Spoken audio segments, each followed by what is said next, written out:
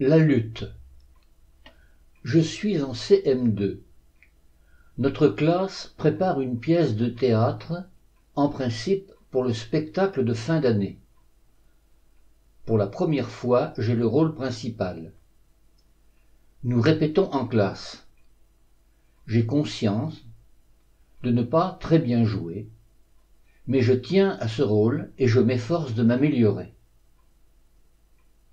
Sur le conseil de maman, j'ai décidé ma voisine, dont le grenier regorge de merveilles vestimentaires, à me prêter un grand châle chatoyant à longues franges et tout un assortiment de bracelets et de colliers clinquants. Je vais faire une bohémienne parfaite. J'en ressens une vraie joie. J'ai perdu le pourquoi de l'histoire, mais la date de la représentation est déplacée et est inhabituellement avancée au lundi de Pâques.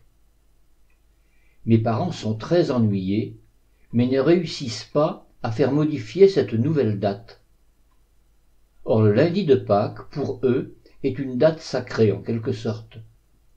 Nous nous rendons toujours à la Motte Saint-Thérèse, où nous partageons un repas avec nos cousins. Je crois me rappeler que c'est le jour de la fête des missions protestantes. Je suis triste de ne pas les accompagner. Je suis triste également qu'ils ne me voient pas jouer, mais je n'envisage même pas de renoncer à la pièce. Cependant, j'ai 10 ans et ils voient les choses différemment. Ils regrettent pour moi, mais je dois obéir et les accompagner. Or moi, avec ou sans parents, je veux jouer la pièce. Je suis à l'école et c'est le moment de la répétition.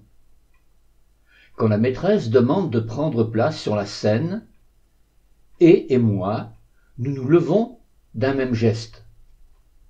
Je me demande et lui demande ce qu'elle fait là. Elle dit « Ben, je te remplace ». Je prends le choc en pleine figure, je proteste, et je crois bien que je la traite de folle. Elle crie, je crie, et comme elle ne cède pas, la rage me prend et je lui tombe dessus. Avant que la maîtresse n'ait eu le temps de faire un geste, nous nous crêpons le chignon. Ayant réussi à nous séparer, la maîtresse m'informe que mes parents l'ont avertie et que je ne pourrais être présente le jour de la représentation et qu'elle devait me trouver une remplaçante. Ils avaient juste oublié de me prévenir. Ne faites jamais ça à vos enfants. C'est le seul acte de violence que je me souvienne avoir initié dans toute ma scolarité.